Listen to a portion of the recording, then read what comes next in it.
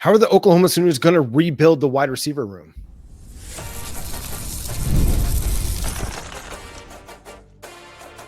You are Locked On Sooners, your daily podcast on the Oklahoma Sooners. Part of the Locked On Podcast Network, your team every day.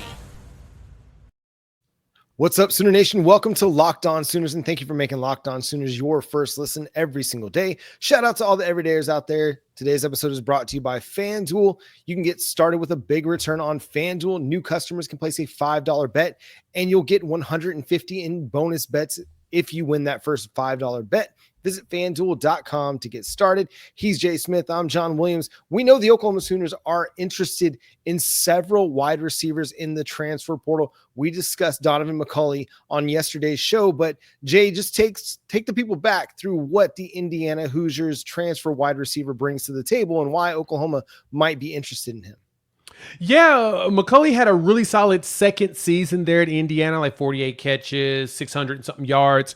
And when this past season happened, that's when the new regime came in. You had Kurt Signotti come in with Mike Shanahan, and it just did not seem to fit his style of play. And so he ended up redshirting and sitting out, after 4 games he sat out. Redshirting, only had 2 catches. So you see like a freshman year of you see the big year, the second year, and then last season it was kind of and now he is back in now he's in the portal. So he's there and available, and it's not because it was bad. I mean, that Indiana offense was just ridiculous this season if you go look at the numbers they put up and how successful they were, but it didn't feel like it worked good for McAuley. Well, now he's looking for an opportunity to play, and at his size, 6'5", he's a massive wide receiver. And so he would do wonders for us. That would give us another Jaden Gibson type to where we can just have big old wide receivers that can run up the field and outcatch these 6'2" corners that teams like Georgia are putting out there, or even LSU and Texas. You can put these big wide receivers out there that's going to just outperform, outjump, and outplay them. So I like the idea of him, and I know that he visited visited on Monday. And so hopefully that is something that ends up turning into it finalized soon, but there's going to be a lot of wide receivers that Oklahoma's going to go after. Yeah, and several teams are already pursuing McAuley. He visited with Ohio State and Michigan. I mean, he's had a lot of time to kind of build to this moment since he's been, quote unquote, in the transfer portal since like October. Yep. He does provide a big body, good size. He's still very young at the position. He was a quarterback going to Indiana, transitioned to wide receiver in year 2, and then during year 3, had the breakout with over 40 catches, over 600 yards, and 6 touchdowns. Another name that's really, really interesting, and I think this is of the two, the one maybe I'm more intrigued by, and that's Reginald Virgil, the Miami of Ohio wide receiver. Averaged 19 yards per reception this season, had 9 touchdown catches. Was really, really good. Also a dude that offers a lot of size. I'm going to read to you the list of guys that he has the same amount of 20-plus yard receptions as, and tell me if you'd take a guy like this. Auburn's Cam Coleman, pretty good young wide receiver. Bryant Wesco Jr., Clemson, a dude that Oklahoma was pursuing for a long time. Keandre Lambert-Smith of Auburn also. We know how good they are. Mario Williams, we know how good he can be in the right situation. Trey Harris at Ole Miss, one of the best wide receivers in the country. That's the group of guys that Reginald Virgil had the same amount of 20-plus yard receptions as this season. Yeah, and the thing with Reggie Virgil, he wasn't a very highly recruited prospect out of Florida, and it's funny, you saw the offer hit social media that he got this offer from Oklahoma once it came in. But first off, let me go ahead and level set for our Sooner fans out there. Came from Miami of Ohio. I understand that a lot of you are a little concerned about going for G5 players, and you feel like a lot of them aren't up to snuff for what Oklahoma's trying to do, which I totally get you. But keep in mind, typically your G5 players, I keep them in the mindset of like we do JUCO players. A lot of JUCO guys end up not going to D1 because of different reasons, from, troubled background to grades, whatever. Some kids end up going to a lot of these G5 programs and then they produce. And so what coaches see out of this, John, is if they feel like a player is more likely to be successful at the next level if they're producing at their current level rather than a non-productive P4 player trying to turn them into a productive player. Because usually a guy, if he's not productive where he's at, unless he's really young, it's a good chance he's not going to be productive in general. So Reggie is kind of intriguing in that capacity. The other thing is, if you saw Reggie's his offer that he put out there, said Oklahoma offered, the picture he put up there is Jaden Gibson. Jaden Gibson is a friend of his, and supposedly they're really, really tight.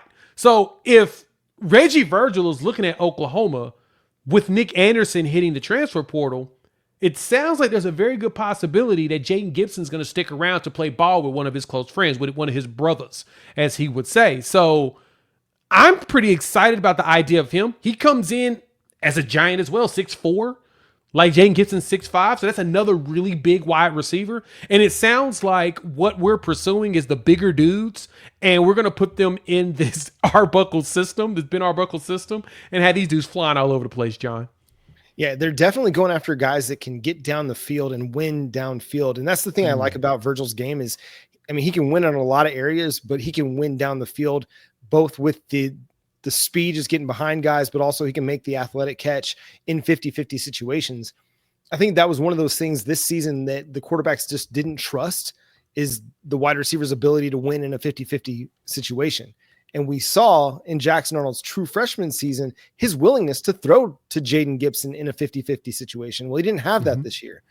Well, whoever the quarterback is going to be in 2025, you got to have a guy that you can just throw a jump ball to sometimes and trust that he's going to come down with it, or nobody's going to come down with it. But you just got to be able to trust that you've got a guy out there that can go make a play. So very, very intrigued by this. What do you think it means for Oklahoma's wide receiver room as a whole, that you're seeing Oklahoma being very aggressive in the early going of the transfer portal at wide receiver? Put it this way. The Oklahoma Sooners have dealt with a lot of injuries in that room. And because of those injuries, I don't know if they trust that everyone will be able to come back and either be on the team or just be healthy. So it feels like there's more insurance policies going in with the veterans, but they also want to make sure they're leaving the opportunity for the young guys to play, the Ivan Carry-Ons, the Zion Kearneys, the Zion Ragin, right? The KJ Daniels. They want them to still have the opportunity to play. And then, of course, the new guys coming in with Elijah Thomas, which he's going to be a monster out there.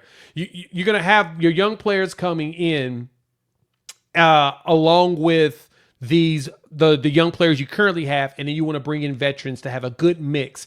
Like I expect to see like an Elijah Thomas get out there and play, a lot more. I actually expect to see a Manny Choice also get some burn a lot more than expected. Zion Kearney, as well as you'll get some burn out of Ivan Carry-On. But you also want some dudes that have actually been out there and produced that don't have the fear when they're on the field. And I think that Emmett Jones can take these guys and help mold not only the veterans, but leverage that as a way to teach the young guys how to go out there and go about their business. Now, I know the young guys are working with Michael Hawkins right now. So they're building that continuity. They're building that chemistry. All they got to do is continue to grow off of that, John. And if they continue to grow off of that with Michael Hawkins, no matter who the quarterback is, they'll do better. I mean, J.J. Hester, it appears he'll be back this coming season. That's another 6'4" dude. I understand a lot of y'all aren't really big fans of J.J. Hester like your boy is. But don't forget, he caught 3 passes over 50 yards this season. And so I'm not mad, because at least that's a deep option that we can take and we've seen success out of.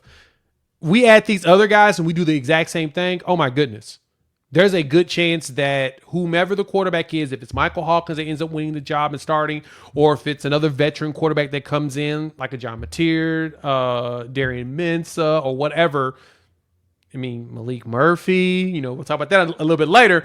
But if you bring in another veteran quarterback and they're willing and able to throw the ball and just chunk it to one of those guys, man, could be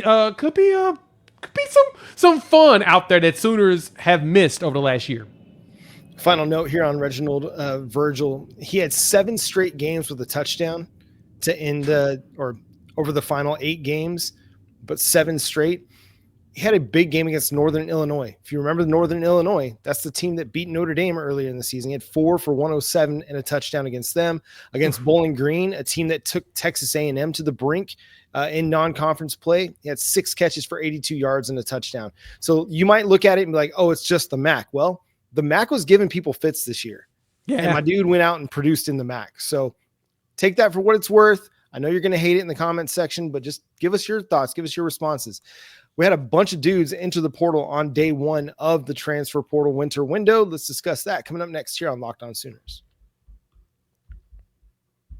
Get ready to tackle NFL action with FanDuel, America's #1 sportsbook, because right now, new customers that can bet $5, you'll get $150 in bonus bets if you win your bet. So you got to open up the FanDuel Sportsbook app, and it gives you everything you need to place live bets on NFL action today. So like, for example, coming into this week, you've got, Thursday night ball with the Rams and the 49ers. The 49ers are 2.5-point favorites.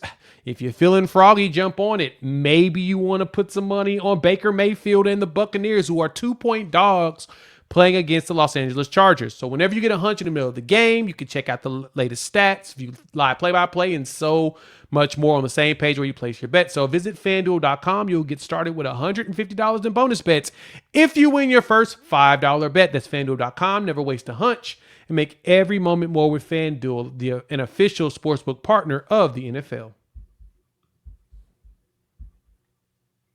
Again, thanks for making Locked On Sooners your first listen every single day. Shout out to all the everydayers out there. Tune in and subscribe to the show wherever you get your podcasts. We're free and available on all podcast platforms and on YouTube. So hit that subscribe button and that notification bell to let you know when new episodes drop. Part of the Locked On Podcast Network, your team every day. So the portal was very busy on Monday, and several Sooners entered the portal. Jay, let's start on the offensive line, where Joshua Bates, the former 4-star prospect, according to 247 Sports, out of Durango, Colorado, entered the portal, and Garion Hatchett, the veteran offensive lineman that transferred from Washington last offseason to Oklahoma, played 1 game, out the rest of the season after a biceps injury. Bates started a couple of games for Oklahoma, up and down, like much of the offensive line. So what do you make of these 2 portal departures? Yeah, so I kind of had a feeling Bates would, especially, I think Branson Hickman potentially has, 1 more season left, possibly. So he may end up coming back. I'm actually checking the roster right now. Branson Hickman. Yeah, he actually does have a super senior season left. If he decides to make a return, he may come back, he may not. But Troy Everett has put a lock hold on that position, so it's his. And right behind him at center is Josh Iasosa, most likely. So I'm sensing that that's probably where Bates was like, yeah, there's no chance I'm gonna be able to win that position back. Garion Hatchett, it made sense that he decided to go back to Washington. He went back home. We were expecting that his little brother, Landon Hatchett, would come here. He ended up thinking he was hurt. He ended up not hitting the portal in the spring last year, and he ended up playing some season here there at Washington. So they probably had some conversation and decided, do you want to come to Oklahoma and try to fight for a position, or would you rather we do it at home? And they're like, let's go back home. So Garion Hatchett is packed up, and he's already showing that he has committed to Washington. So he's gone back home, which it makes sense. The experiment unfortunately failed. He got hurt very early in the season with that torn bicep, and we didn't get to enjoy his services. So it made sense. Now the question is it time to start really rebuilding this offensive line, in which we could talk about that on the next episode. But how did you feel about these offensive line, entries? Yeah, I mean, the emotional heartstrings for Josh Bates. That's a dude that has been on Locked On Sooners a couple different times before he got to Norman. Just a good kid, man. Just someone who wants to play the right way, wants to play hard, physical football. A guy that, like you said, probably wasn't going to have an avenue to starting. But if you look at his offer sheet, I mean, he had offers from Colorado, Colorado State, USC, I think Arizona State might have been on there as well. So yeah, it's a good offer sheet from coming out of high school. I think he's still got a lot in the tank that he can prove out on the field. It's just not going to happen in Oklahoma. But listen, if anything, he's the one dude that's going to go fight somebody for a dirty hit on one of his players. He really is. That's going to be something that shows up on tape for a lot of coaches. And I think he'll have some opportunities out there because I think he can be a good center, even if it's not at the SEC level or even the Power 4. He could go somewhere in the G5 and be a productive center for somebody out there. So just a good dude. I think he's going to have options. He's going to have some opportunities. In the defensive backfield, you saw a Kenai Walker into the portal. You also saw McAuley Vickers, former 4-star prospect, top 100 prospect in the 2023 recruiting class. These two, I think, hit a little bit harder than what we saw on the offensive line, obviously. Yeah, you got a lot of young players in Jay Valai's room there in the secondary, and then on that Zach Alley and Brent Venables defense. You're seeing a very big youth movement. So Eli Bowen really emerged as he's one of your starting corners. There's nothing you can do about that. Eli Bowen is going to take that spot himself. And you kind of had like a rotating door on the other side. So you had Woody Washington, Des Malone, Kenai Walker, Jacoby Johnson kind of rotating. And you start to see as the season was unfolding, you saw a lot more Jacoby Johnson, and more so because Jacoby's a lot faster than Kenai is when it comes to going deep. And as good as Kenai was in the zone setups, you couldn't really have him out there on the island man to man. Maybe a little bit of boundary work, but you kind of struggled there. You needed a little bit more. He was really good in zone though. I will tell you that. I noticed his big frame was really good in some situations where you needed him.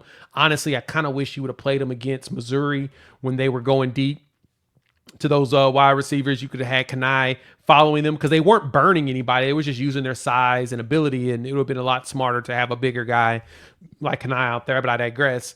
McAuley Vickers was one. He was one of my favorites. Seatbelt, when he got here, I was excited about the opportunity of watching him at 6'1", 180. I was like, oh, he's got the size you're looking for in a corner, and he's fast, and he has some great lockup ability. And his commitment was awesome, right? He went through a few hats, and then he stopped, went underneath the table, and pulled out a little box that had a gold hat, and he put the gold hat on and said, Boomer Sooner, which was dope.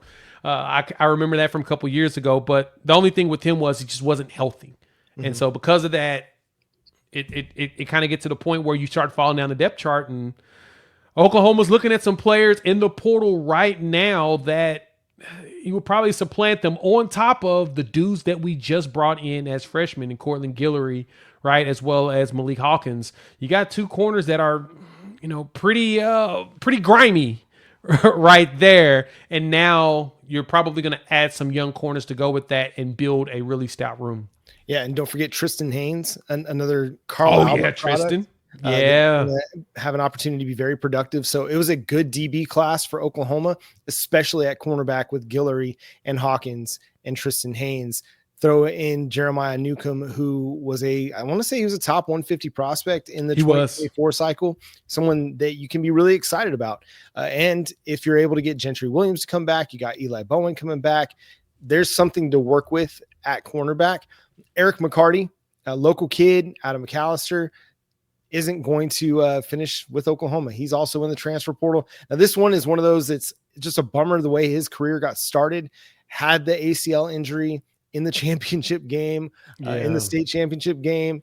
I think everybody was really excited about him because of his athleticism and what he could potentially bring to the Sooners, but it's hard to get going when you start off recovering from an injury. So, but he's going to have a chance to do something significant for somebody out there because he's just such a good athlete and good football player. Oh yeah, he's one of those guys that you could put almost anywhere. You could play him on offense and on defense. He was that athletic out of McAllister, and I hate that he got hurt before he got here, and it's just been the same ever since. It was one of those situations he just never got fully healthy to be able to get on the field. And as we started to recruit more in that safety room where they was going to play him, unfortunately, the talent there was just that good. I mean, from Peyton Bowen moving all the way around to all those young guys in there. And we'll talk about really how the secondary is going to look going into next season. We've got a lot of young, really good players that if you aren't able to rehab fast enough and really put in the heavy work, there's a good chance that you'll be left behind. And I think this is one of the situations where that 105 roster limit and the players that are playing now, plus the ones you just brought in, kind of left them behind. Yeah, it's just one of those unfortunate natures of the beast that Eric McCarty kind of fell into. But again, a good player that's going to have a chance to make somebody very happy when they get him on their squad in 2025. So what's the secondary going to look like with all of these departures? We're going to discuss that coming up next year on Locked On Sooners.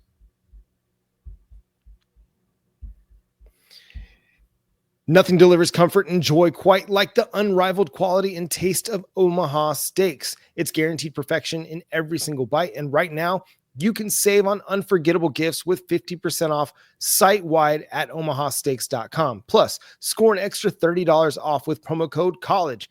With 5 generations of experience, they consistently deliver the world's best steak experience, and the gifting experts at Omaha Steaks have made it easy to deliver the perfect gift with thoughtfully curated gift packages featuring gourmet favorites, from legendary steaks to mouth-watering desserts and more. Save 50% off site-wide for a limited time at omahasteaks.com. Plus, our listeners get an extra $30 off with promo code COLLEGE. That's 50% off at omahasteaks.com and an extra $30 off with promo code COLLEGE. Minimum purchase may apply at omahasteaks.com.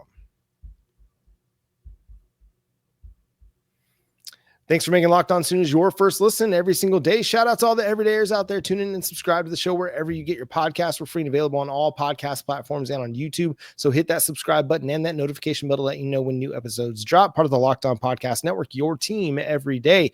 Jay, what's the Oklahoma Sooners secondary going to look like? If you were to project a starting secondary, let's go with a nickel look where you get 3 defensive backs, or one of those is a cheetah, and 2 safeties. How are you going to make it look? Man, it's going to be interesting. I guess the biggest question is who's going to make their valiant return. If we get the returns that I am expecting, honestly, and this is barring health, Of course. Gentry, Eli Bowen is going to be your corners. Please. You're probably going to have Peyton Bowen as well as Robert Spears-Jennings at safety, because it sounds like Love it. RSJ is going to come back. Love it. And then your cheetah, Reggie Powers the third. Okay. I think Reggie Powers the third is probably going to step up and be able to get that. I do see him rotating a lot with Kendall Doby for that cheetah spot, because Kendall is such a good blitzer. But RP3, it sounds like watching him play, he's shown that he can do very, very good in coverage. He can do very good in attacking the quarterback and blitzing and playing, and he also likes to hit people. So he'll tackle the running back, no problem. So he'll fill up those gaps. So that's the way that I have that landscape set up. I think you'll see rotations with Boganowski as well as Hardy up there at the top. Corner wise, you'll probably see whomever is the next corner that comes in, within the portal, mixed with some Jacoby Johnson as well, as far as like your zones as well as your start. But I think that that's probably the way that your starting lineup is going to look. And it's going to be a really nice rebuild, even though you'll still have Peyton Bowen and Robert Spears-Jennings leading the top. It's going to be fun watching these young players get out there. And if Gentry comes back healthy, John, oh man, we're going to be cooking. Now, if he doesn't come back healthy, don't matter. I think that whomever we pick up from the portal and a refined Jacoby Johnson will show up. Yeah, I think you're in a really good spot at corner, even though you have the loss of Kanai Walker, you have the loss of McCarty Vickers, with a 2 deep of Gentry, Jacoby, Eli, a portal cornerback, or Jeremiah Newcomb, Malik Hawkins. Like, the cornerback room looks pretty solid. It's young, but it's solid. I think it's one that you can win with, because we've seen Eli Bowen's competitiveness. We've seen what Gentry Williams can do out there when he's healthy. And I think Jacoby can continue to take steps. He had some good moments this season. He had some moments he's going to want to learn from and get better at. And I think you have something to work with. At safety, the talent is incredible. And if Robert Spears-Jennings comes back for one more year, I think he has a chance to really push himself into potentially being a top 40, top 50 NFL draft pick after or for 2026. But if you got Peyton Bowen and RSJ as your starting safeties, I think you're in a good spot. Where do you feel like Michael Boganowski fits in? Is he kind of the understudy to Robert Spears-Jennings?